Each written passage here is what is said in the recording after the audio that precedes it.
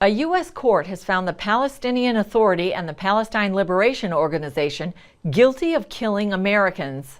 A jury in Manhattan ruled both groups carried out terrorist attacks around Jerusalem in the early 2000s that killed 33 people and wounded 450 others, including several Americans. The prosecution proved that many of the terrorists were employed by the Palestinian Authority.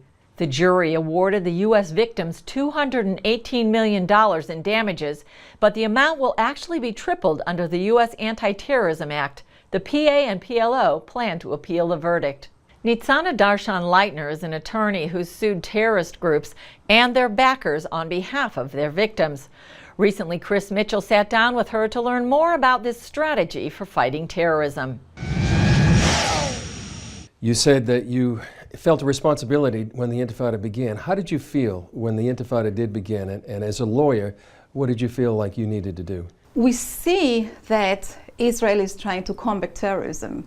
We see that the government of Israel was trying to take some steps. We saw the IDF trying to take some steps. But in the end of the day, it's not a conventional war. It's not a war against a military, against the army. It's a war against individuals, sometimes cells, sometimes organizations, but lawless organizations. You cannot have a regular war against them. So one of the ways to fight them is go and block their money, is to hurt them financially. And this, what governments cannot do.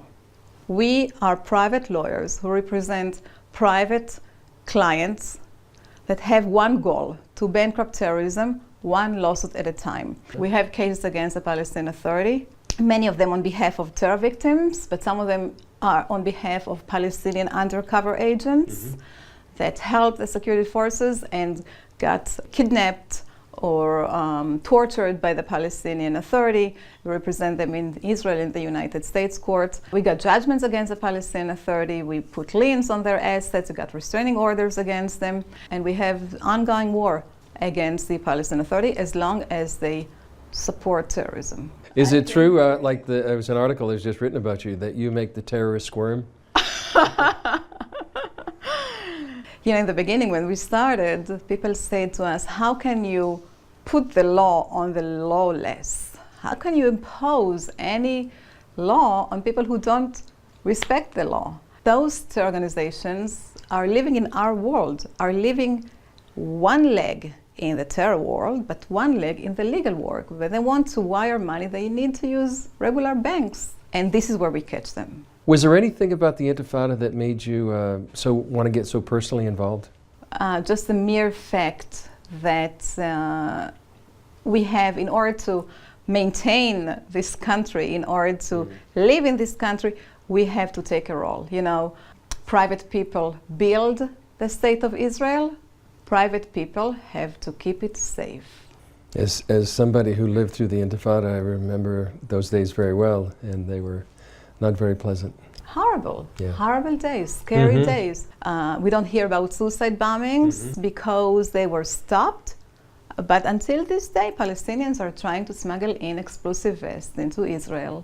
They are trying to shoot people on the roads, and they do it in Judea and Samaria. They do it in the 443 road. They do throw hand grenades and Molotov cocktails. They keep doing it. Thank God the security fence and the security services were able to block these attempts. But there are attempts every single day. Do you feel like you're on the front lines of the war on terror?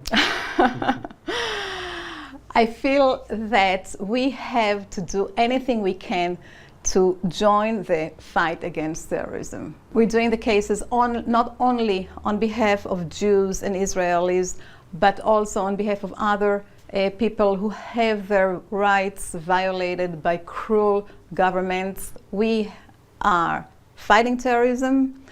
We have to keep fighting terrorism. Terrorism became a global danger, a global threat to the entire Western world.